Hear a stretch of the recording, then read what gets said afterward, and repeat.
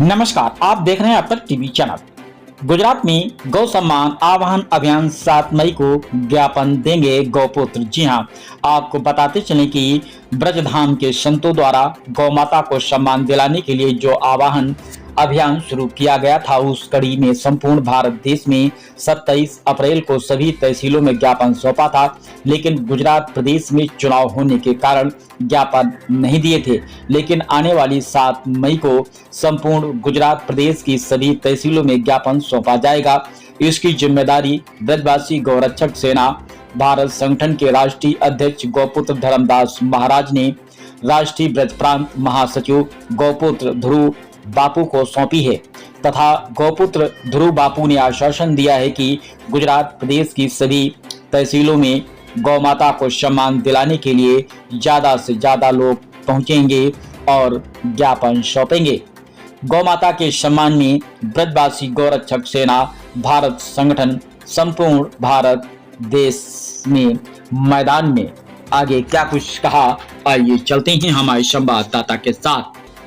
जय गौ माता की सीताराम। सौने सौ गुजराती सनातनी गौ भक्तों ने આપણે 7 મેના રોજ ગુજરાતના તમામ તાલુકાઓમાં ગૌ સન્માન આહવાન અભિયાન જે આપણે ચાલી રહ્યું છે, તો તેના અનુસંધાનમાં આપણને સૌને ખબર છે કે આપણી 33 કોટી દેવી દેવતા નિવાસીની ગૌ માતા, તેમાં 33 કોટી અંગોમાં નિવાસ સ્થાન છે દેવી દેવતા, તો તેમનો જે કાંઈ પણ હત્યા થઈ રહી છે તેના બારામાં અને ગૌચર ખુલ્લા બારામાં આપણે ગૌ માતાને રાષ્ટ્રમાતાનો દરજ્જો મળે તો આપણી તમામ ગૌ ભક્તોની સનાતન ધર્મની સમસ્યાનું સમાધાન થશે। તો આપણે સૌએ 7 મેના રોજ પોતાની જવાબદારી સમજી પોતાના ગુજરાતના દરેક તાલુકાઓમાં આપણે દરેક તાલુકા પંચાયતની અંદર જઈને ગૌ સેવા આહવાન અભિયાનના જે પણ ગૌ ભક્તો છે આપણે આની અંદર સૌ ગૌ ભક્તોએ સંપર્ક કરો અને સિગ્નેચર અભિયાન કરી તાલુકા પંચાયતે જઈને આપણે શાંતિપૂર્ણ લેખિત રજૂઆત કરી આવેદનપત્ર પાઠવવાનું છે। તો આપ સૌ ગૌ ભક્તોને, સૌ સનાતનીઓને મારી નમ્ર વિનંતી છે ગૌપક ધ્રુવ બાપુની કે આપ સૌ પોતપોતાના તાલુકા મતલબ વિસ્તાર વિધાનસભાની અંદર જઈને સિગ્નેચર અભિયાન કરાવો તથા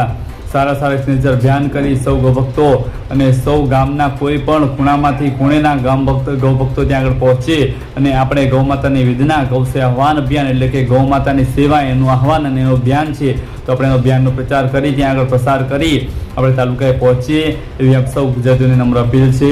જય ગૌ માતા, સીતારામ કી જય ભારત।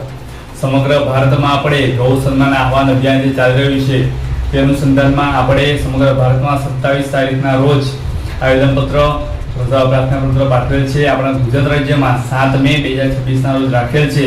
તો આપણે સૌ ગુજરાતી વાસીઓ આપણી ભૂમિ, આપણી ગુજરાતી ભૂમિ, આપણી ગૌધરાની ભૂમિ તથા સમગ્ર તાલુકામાં ગુજરાતના 252 તાલુકાઓની અંદર જિલ્લાઓમાં ગૌ ભક્તો અને સનાતની હિન્દુ તથા સૌ ગૌ ભક્તો 7 મેના રોજ પોતપોતાની તાલુકા જિલ્લા કક્ષાએ જઈને ગૌ સેવા સન્માન આહવાન અભિયાનમાં આપ સૌ જોડાઈને આવેદનપત્ર આપવામાં સહભાગી બનો અને આપણું લક્ષ્ય છે કે ગૌ માતાને રાષ્ટ્રમાતાનો દરજ્જો મળે તથા ગૌ માતાને ન્યાય મળે અને આ આહવાનની અંદર આપ સૌ ઉત્સાહપૂર્વક અને સૌ સનાતનીઓ હિતપૂર્વક આપણે જોડાઈને સમગ્ર તાલુકાઓની અંદર રેલીમાં જોડાઈ અને આયોજન કરી આયોજકોને મળીને ખૂબ સરસ બહોળા પ્રમાણમાં વધુથી વધુ સંખ્યામાં એકત્રિત થઈને આપણે આવેદનપત્ર પાઠવવા જઈએ।